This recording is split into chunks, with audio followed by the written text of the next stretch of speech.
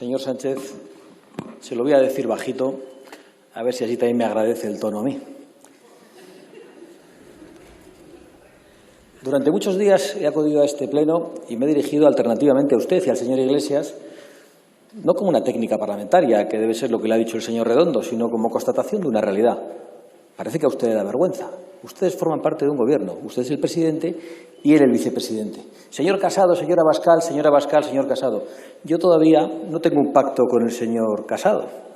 No tengo un pacto con el señor Casado. Señor Otegi, señor Sánchez, señor Otegi, señora Aizpurúa, señor Sánchez, señora Aizpurúa. A esa a la que agradece el tono permanentemente. ¿Para qué sirve el estado de alarma? ¿Para qué necesitan ustedes otra prórroga si dice que hoy ha habido 0 muertos? Aunque nos ha mentido, porque ya dicen en las comunidades autónomas que ha habido 34. Cuando hay pocos contagios y 0 muertos, ¿para qué necesitan ustedes el estado de alarma, salvo para hundir más al sistema productivo español, para hundir más a la España que madruga o para cercenar más nuestras libertades? ¿Puede explicar realmente para qué sirve? Por cierto, dice que ponemos en duda sus cifras. No, nosotros no las ponemos. Las ponen en duda los funerarios, que dicen que hay 44.000 muertos, las pone en duda el Instituto Nacional de Estadística, que dice que hay 48.000 muertos, las ponen en duda las comunidades autónomas que acaban de decirle que hoy usted ha mentido sobre los muertos y las han puesto en duda incluso los tribunales superiores de justicia de las comunidades autónomas. Ha venido aquí hoy, y es lo que más me ha impresionado de lo que ha hecho, a vanagloriarse del confinamiento más estricto que ha habido en todo el mundo occidental. Y ha pasado por alto que somos los que estamos a la cabeza en el número de muertos por habitante. Y si además las cifras fueran reales, ni le digo. A la cabeza y destacados. Entonces, ¿qué ha fallado? Con el confinamiento más estricto y a la cabeza el número de muertos por habitante. Pues ha fallado el Gobierno, ha fallado usted. Y ha fallado lo que ustedes hicieron el 8M, convirtiendo en víctimas a muchísimas mujeres que fueron a defender sus ideas y a las que ocultaron información. Y convirtiendo en víctimas a todas las personas que durante ese fin de semana acudieron a muchos eventos públicos, políticos y deportivos. Eso es lo que ha fallado. Un Gobierno que llamó durante la semana anterior al 8M, a través de distintos policías, y eso ya lo está investigando los tribunales, a personas que tenían convocados actos públicos y manifestaciones posteriores al 8 de marzo para que los desconvocaran voluntariamente. Sí. ¿Quién dio la orden de que hicieran eso? No nos lo va a decir aquí, pero tendrán que explicarlo en los tribunales. Señor Sánchez, señor Otegi, señor Sánchez, ustedes no están de acuerdo en nada, salvo en demoler España y las libertades de alguna manera.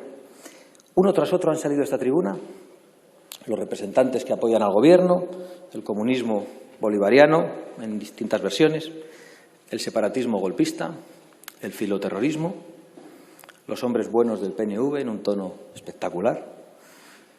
Bueno, van a alcanzar la santidad para pedirle que se sume usted a la disolución de España. Incluso ha salido Bildu a decir en la buena dirección. En la buena dirección para ETA, no para los españoles. Por cierto, si usted, señor Sánchez,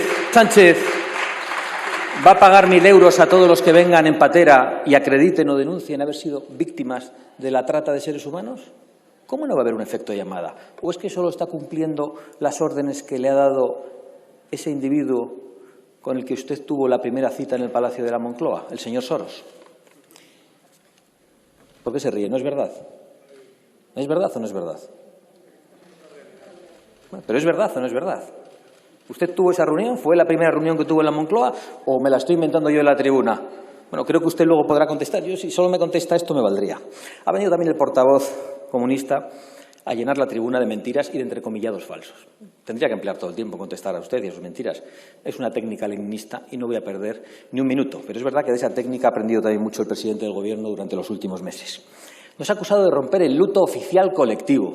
¿Pero qué dice usted? ¿Ustedes que han roto el luto real de la sociedad española y que tuvimos que esperar a que viniera el presidente con corbata negra hace 2 semanas y el líder de su partido con camisa negra y cuando habían estado de espaldas al luto real de la sociedad española durante 3 meses? ¿Pero qué nos dice usted?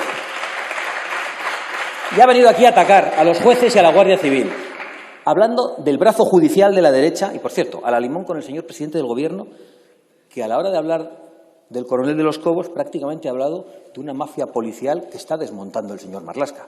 Me ha parecido gravísimo lo que ha dicho usted, ya se irá explicando poco a poco. Por cierto, ¿qué quiere? ¿Que los aranceles que los Estados Unidos ponen a los productos españoles continúen aumentando? Porque ha venido usted aquí a solidarizarse con las manifestaciones violentas y los saqueos que se están produciendo en Estados Unidos. ¿Sabe cuál ha sido el lema que está animando algunas de esas movilizaciones, también algunas pacíficas? No puedo respirar, que es lo que dijo ese hombre cuando fue asesinado por un policía. Por cierto, al que deseamos una condena a perpetuidad, que es la que nosotros deseamos a los asesinos. No puedo respirar. No puedo respirar es lo que han dicho muchos españoles a los que se les ha negado los respiradores y las UCIs porque eran mayores. Un 41% de los muertos procedían de los geriátricos. Ese también podría ser el lema de las movilizaciones en España. Ustedes también deben pagar por su negligencia, señor Sánchez. Concluyo. No vamos a permitir la impunidad que ustedes pretenden. Acudiremos a los tribunales porque confiamos en el Estado de Derecho y en la independencia judicial. No vamos a quedarnos sentados en nuestras casas. Animaremos a las movilizaciones y enarbolaremos nuestra bandera, esa que ustedes han arrojado al suelo y esa que pisotean sus socios. Y no vamos a callar ante su colaboración con los narcodictadores comunistas, con los multimillonarios progres y con ETA. Señor Sánchez, señor Otegi, señor Sánchez. Muchas gracias. Gracias, señora Abascal.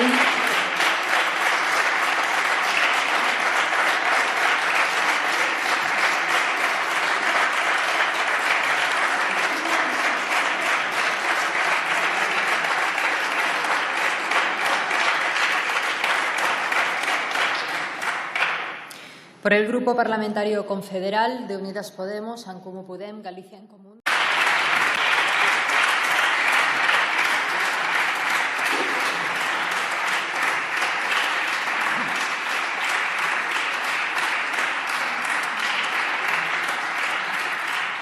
Señor Vicepresidente segundo del Gobierno. Gracias, señora presidenta. Señor García Egea, he estado reflexionando en estos días por qué ustedes acuden tanto a la pataleta, al berrinche, a la provocación. Y creo que he hallado la respuesta. Y es que ustedes saben, señoría, que no van a gobernar, ni dentro de unos meses, ni tampoco dentro de 4 años. ¿Y saben por qué? Porque sus ideas han sido derrotadas socialmente. La mayoría social en España no va a apostar nunca más ni por las amnistías fiscales, ni por la corrupción, ni por las privatizaciones. Si algo ha producido esta pandemia es poner en valor la solidaridad, la defensa de lo público y la fraternidad. Y ahora quiero referirme a usted, señor Casado. Tengo la sensación de que usted es perfectamente consciente de que nunca va a lograr que sumen escaños suficientes Vox, Ciudadanos y el Partido Popular. Y que por eso es usted perfectamente consciente de que no va a ser presidente del Gobierno. La estrategia que ustedes están defendiendo y están ejercitando cada día, señor Casado, revela esa triste conciencia por su parte. Usted nunca será presidente del Gobierno.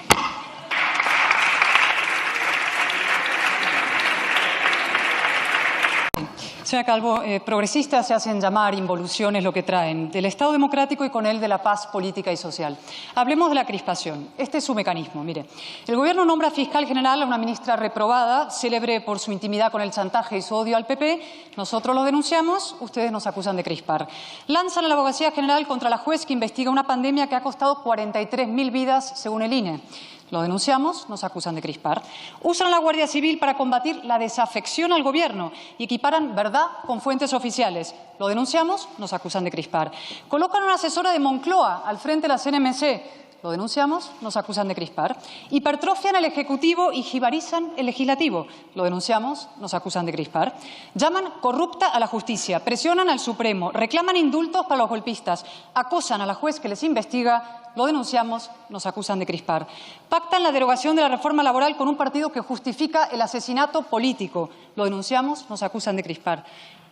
Anuncian una nueva mesa de sesiones con los que atentaron contra el Estado democrático y dicen que lo volverían a hacer. Lo denunciamos, nos acusan de crispar. Admiten en un vídeo cristalino que conocían el enorme riesgo de acudir al 8M. Lo denunciamos, nos acusan de crispar. Nos llaman fascistas, es decir, criminales, tiránicos, asesinos. Lo denunciamos, nos acusan de crispar. Y lo último, de momento. Cesan a un coronel de la Guardia Civil por negarse a cometer un delito. Luego mienten aquí, en el Senado, en Moncloa. lo denunciamos y nos acusan de crispar. La acusación de crispar, señora Calvo, es una vieja tradición socialista. La inició el presidente González para tapar los escándalos de Filesa, Roldán y Los Gal. Lo actualizó el señor Zapatero cuando sus pactos con ETA, el Estatuto Inconstitucional y la debacle económica. Y ahora ustedes lo reeditan. Nos quieren sumisos y silentes. Olvídense. No son nuestras palabras las que causan la crispación, son sus hechos. Y por tanto, son ustedes los que habrán de rectificar para devolver el sosiego a la nación. Y esa rectificación empieza con una dimisión. Señor Marlaska, ¿qué hace usted todavía en el Banco Azul? ¿Por qué no ha dimitido? ¿Y cómo es posible que el presidente Sánchez no lo haya cesado? Márchese. Ni el tatuaje en su muñeca, ni el título de su autobiografía dicen la verdad. Usted da pena y miedo. Mire, le leo sus declaraciones. Ni este ministro, ni nadie del Ministerio, ni de la Dirección General de la Guardia Civil, nadie ha solicitado a Pérez de los Cobos ni el informe ni el acceso al contenido del informe. Estas son sus palabras. Ya mintió, porque el periódico nos dice que efectivamente el cese por pérdida de confianza lo es porque no se da información sobre la actuación de la Policía Judicial. Se lo está diciendo su directora general de la Guardia Civil en los medios de comunicación. Sale usted en rueda de prensa y dice que fue por falta de confianza.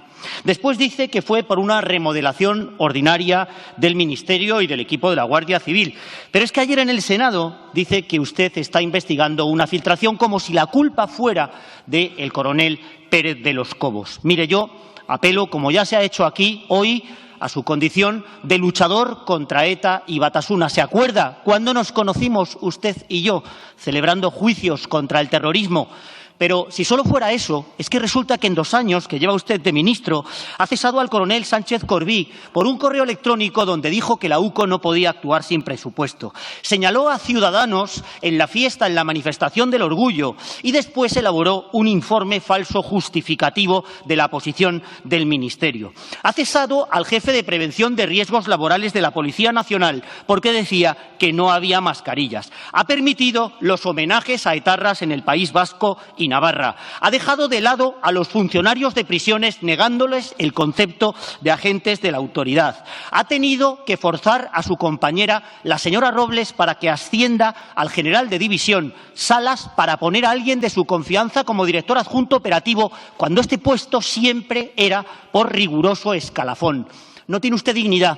La Guardia Civil sí. Ha tratado de callar su boca con eso que llama equiparación salarial, que no lo es.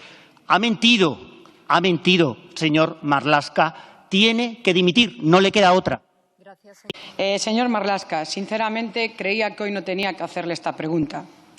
Me resulta increíble verle sentado ahí, perdiendo su dignidad, permitiendo los ataques a la Guardia Civil, llamándoles hoy policía patriótica del presidente del Gobierno, o los ataques de la vicepresidenta del Gobierno insinuando que son unos golpistas.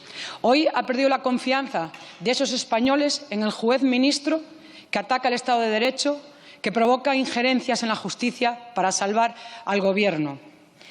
¿Jura decir toda la verdad y nada más que la verdad? Quien falta este juramento en la vida privada recibe la reprobación moral. Quien lo hace en un juzgado es un delito. Y, señor Marlaska, cuando quien lo hace es un ministro, dimite.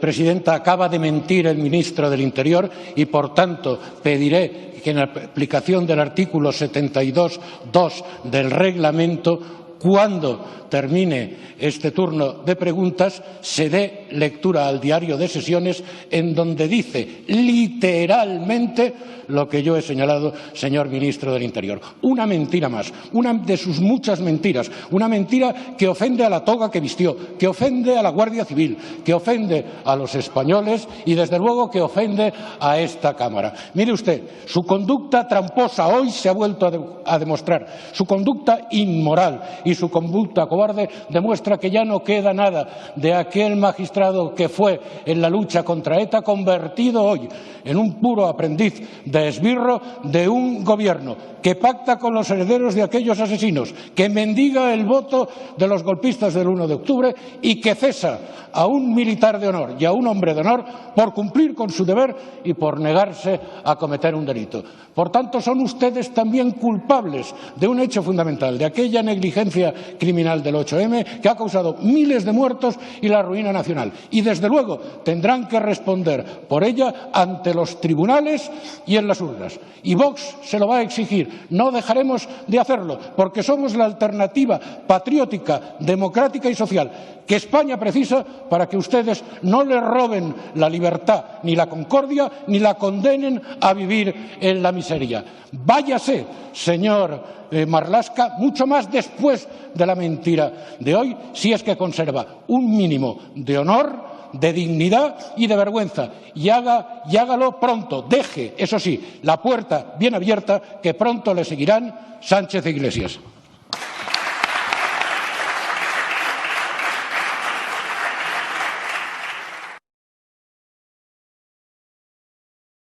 No, no voy a dimitir porque, como he dicho y repetiré, y luego en la interpelación con usted, no he cometido ninguna ilegalidad, ni yo ni mi equipo ha cometido ninguna ilegalidad.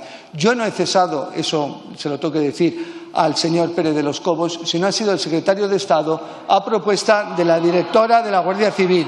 El señor Ceña, si usted, y tanto que hablan de mi resolución, que dijo, y reconocimiento al anterior Daul Ceña por todos sus años de trabajo. En su propia carta de renuncia hablaba de resolución legal pero injusta, de lo que hablaba antes, con lo cual atiendan ustedes también esa disposición legal, esa resolución adoptada, y una remodelación de los equipos que ya estaba prevista, como también reconoció el señor Ceña. Una remodelación concreta donde buscamos la profesionalidad, donde buscamos, vuelvo a decir, la neutralidad y la imparcialidad. Claro que es muy difícil elegir entre todos los generales de la Guardia Civil. ¿Y sabe por qué es muy difícil? Porque son auténticos profesionales, por eso es muy difícil. Pero entre ellos hay que elegir a los que se entiende que en el momento dado son los más oportunos en los términos indicados y para reactivar la magnífica labor de la Guardia Civil. En primer lugar, hacerle una referencia. Quien me está mintiendo es usted. No ha sido siempre la antigüedad el único criterio. Véase usted o mire un poco la hemeroteca y la historia. Y, en segundo lado, no patrimonialicen la Guardia Civil. Y, por favor, un respeto también al general Salas. Si usted sabe, el general Salas, y no quiero personalizar, es una de las personas, uno de los generales que más ha luchado contra ETA. Su última actuación, conseguir la detención de Josu Ternera. Pero le diré, usted dice que yo he mentido porque lo dice un periódico, buena fuente de investigación. Le vuelvo a decir, ni yo ni mi equipo hemos solicitado ni el informe ni el contenido del informe. Usted dice algo realmente cierto, que yo desde el primer momento en mi comparecencia dije que las causas eran remodelación, porque evidentemente estamos en una fase de remodelación, y también de pérdida de confianza. Pero yo no quise decir más, porque tengo respeto a la carrera profesional del señor Pérez de los Cobos. Ustedes están intentando indagar en más razones y perturbar esa carrera profesional. Señora presidenta. Muchas gracias, señora presidenta. Señora ministra, creo que usted ya sabe que en Vox somos persistentes. Somos incluso, me atrevo a decir, inasequibles al desaliento. Y por eso le traigo la misma pregunta por tercera semana consecutiva, para ver si esta vez usted la contesta, porque, mire, tiene usted razón cuando dicen que hay que cumplir el reglamento. Hay que cumplir el reglamento ciñéndose a la pregunta que uno ha remitido previamente. Pero también conviene cumplir el reglamento contestando a la pregunta que uno le formula. Usted la semana pasada no es que me contestaba la pregunta, es que ya le contestaba al Partido Popular una cosa que nada tenía que ver con nosotros. Y mire, señora ministra, ya creo que hoy lo vamos a conseguir. A ver si usted me contesta. Mire, no lo quiero saber yo, no solo yo. Lo quieren saber los miles de familias, de comerciantes, de autónomos, de pymes, de profesionales, de empresas, que más que nunca necesitan que cuando se están intentando levantar del suelo, el Gobierno no les machaque con un nuevo sablazo fiscal. Así que en estos momentos, señora ministra, no deberíamos subir impuestos sino bajarlos. Y no le voy a preguntar si van a bajar ustedes impuestos. Lo que le voy a preguntar es qué impuestos está valorando subir el Gobierno. Gracias. Señora ministra de Hacienda. Sí, muchas gracias, señor Espinosa. Disculpe que le dé la espalda, pero estamos una distribución de escaño que no me permite utilizar el micrófono mientras le hablo. A mí es que me parece que no tengo más nada que añadirle a las preguntas que me ha formulado por tercera vez. La primera vez le contesté, mire, la propuesta fiscal de este Gobierno está presente en el acuerdo programático que se firmó con Unidas Podemos, está presente en el proyecto de presupuesto que se elevó a esta Cámara y que terminó fallido. Por tanto, tiene ahí usted todas las figuras fiscales, con toda la fiscalidad que se plantea, con todos los tipos. Y realmente le digo, señor Espinosa, es que a veces uno no sabe qué volver a contestar, porque me parece una falta de respeto a todas sus señorías volver a contestar exactamente lo mismo que contesté hace justamente 3 semanas.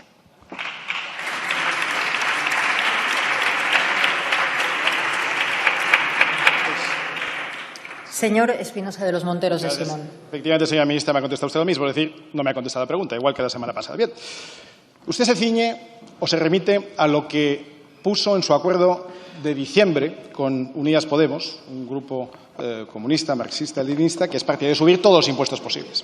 Pero entre medias, entre ese acuerdo de hoy, han pasado algunas cosas en el mundo, algunas, y en España también. Y en este momento en el que España se encuentra en la peor crisis económica desde la posguerra, pues posiblemente querrán ustedes revisar esos acuerdos que firmaron, porque quizá no sea el momento de decirle a los autónomos que no pueden ni siquiera pagar su cotización que tienen que pagar más impuestos. Quizá no sea el momento de decirle a las familias que están sufriendo y a los que no les llega siquiera las ayudas de los ERTEs que van a tener que pagar más impuestos. Quizá no sea el momento de decir a empresas industriales que se están yendo a borbotones de España que es el momento de pagar menos impuestos. Quizá no sea el momento de decirle a los comerciantes, a las pymes, a los que les está costando mucho trabajo y mucho esfuerzo volver a la que ustedes llaman nueva normalidad, quizá no sea el momento de decirles que tienen que pagar más impuestos. Quizá sea el momento de decirles que este Gobierno se va a ajustar el gasto improductivo, que va a reducir el número de ministerios, que va a buscar las duplicidades que tienen con las comunidades autónomas, que van a buscar otras maneras de reducir un déficit que, de todas maneras, ya lo ha dicho esta mañana el presidente del Gobierno, se va a desbocar. Por tanto, señora ministra, si sigue usted sin contestar a la pregunta, si sigue usted sin revelar cuáles son los impuestos que van a subir, está usted generando una enorme incertidumbre en la economía española.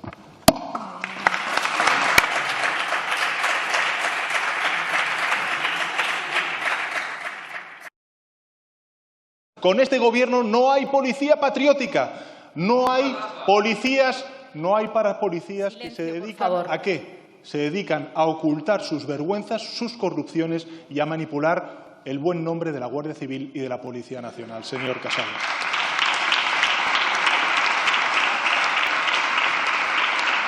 Esto es así, señor Casado. Este es un Gobierno que defiende las fuerzas y cuerpos de seguridad del Estado. La mayor inversión en infraestructuras de seguridad en los últimos 10 años. Este plan que aprobamos 2019-2025 prevé la inversión de 600 millones de euros en los próximos 7 años para la reforma y la construcción de comisarías de Policía Nacional y cuarteles de la Guardia Civil.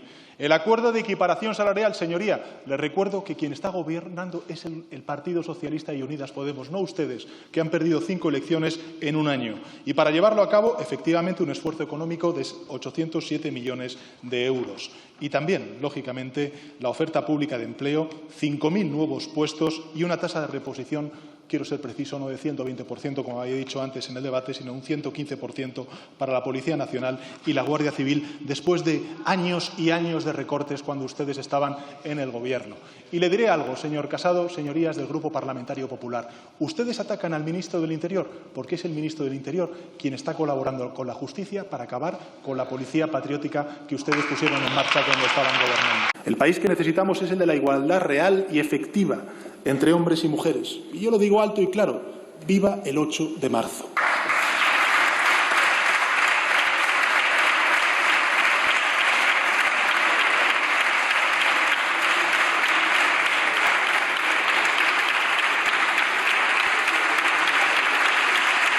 Viva el 8 de marzo, viva el 8 de marzo, y la verdad es que viva la lucha feminista, y ni 1 millón de 1 de mayo del Día del Orgullo facha la van a matar.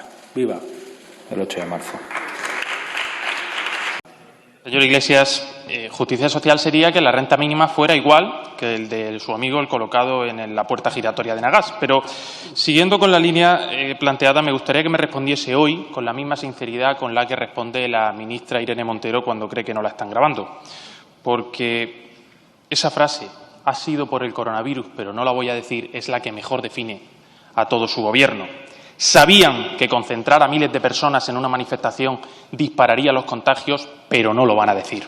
Sabían que eran necesarios test y mascarillas, pero no lo van a decir. Saben que hay gente que no está cobrando los ERTEs, pero no lo van a decir. Saben que Marlaska nos ha engañado a todos, pero no lo van a decir. Saben que la cifra oficial de muertos no es la correcta, pero no lo van a decir. Señor Iglesias, escuche esto. Pablo Iglesias ha hecho de la mentira su forma de hacer política. Esto es de Pedro Sánchez. Aunque él ya no pueda decirlo públicamente, yo sí. Yo lo seguiré diciendo por todos los que no pueden hacerlo, aunque usted llame a la propaganda gestión, a la oposición obstáculo y a la verdad crispación, porque aunque usted siga llamando a utilizar el dolor de los españoles a hacer política, yo se lo seguiré diciendo. Votación de la solicitud de autorización de la prórroga del estado de alarma. Votación de la solicitud de autorización de la prórroga del estado de alarma declarado mediante el Real Decreto 463/2020 de 14 de marzo, por el que se declara el estado de alarma para la gestión de la situación de crisis sanitaria ocasionada por el COVID-19, prorrogado por los Reales Decretos 476/2020 de 27 de marzo, 487/2020 de 10 de abril, 492/2020 de 24 de abril, 514/2020 de 8 de mayo y 537/2020 de 22 de mayo. Comienza la votación.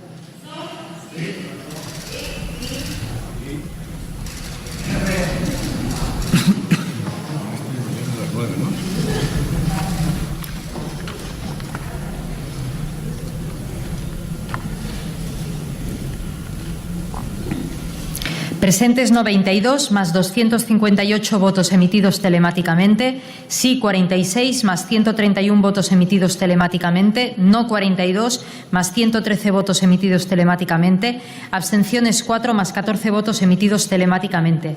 Queda en consecuencia autorizada la prórroga del estado de alarma que se publicará en el Boletín Oficial del Estado. Señor Sánchez, señor Iglesias, sobre cifras de fallecidos. Que diga usted que nosotros usamos a los muertos cuando nos montaban escraches por el sacrificio de un perro es sencillamente patético. Pero sobre todo, ¿por qué no contesta y nos dice por qué ocultan las cifras? Porque las cifras no me las invento yo, vienen de 3 ministerios de su Gobierno. Del Ministerio de Ciencia, del que depende el Instituto Carlos III, 43.034 víctimas. Del Ministerio de la Seguridad Social, que ha reconocido 41.829 pensionistas menos. Qué macabra estadística. Y del Ministerio de Economía, hoy mismo, por el INE, que hay 43.945 fallecidos más que el año pasado. Y eso que ya le he dicho, que no haya accidentes laborales y de tráfico por el brutal confinamiento. Por tanto, ¿a qué juega usted? Como los totalitarios que borraban a sus enemigos de las fotos, ¿usted borra a los fallecidos para poder venir aquí a decir que ha habido 0 muertos esta semana? Yo ya me lo pensaba ayer, decía, qué raro. Las comunidades autónomas mandan cifras de fallecidos y el Gobierno, sin sacar mucho pecho, dice que no hay ninguno. ¿Por qué? Porque el gran timonel Sánchez tenía que venir aquí a sacar pecho y sacar un titular sobre los fallecidos, lo cual es inmoral, señor Sánchez, inmoral. Por tanto, explique aquí y ahora por qué dice que hay 28.000 fallecidos en España cuando sus propios ministerios casi duplican esa estadística, por lo menos hasta 43.000. Si en Estados Unidos, Brasil y el Reino Unido la culpa de los fallecidos es de la derecha, en España también es de la derecha. Claro, usted hace todo bien, pero usted no ha podido hacer las cosas peor. Lo dice toda la prensa internacional, lo dije aquí el otro día y, sobre todo, lo dicen sus propias ruedas de prensa. Cambio de metodología del recuento el 15 de marzo, el 17 de abril, el 25 de mayo y el 29 de mayo. El New York Times no daba crédito el otro día.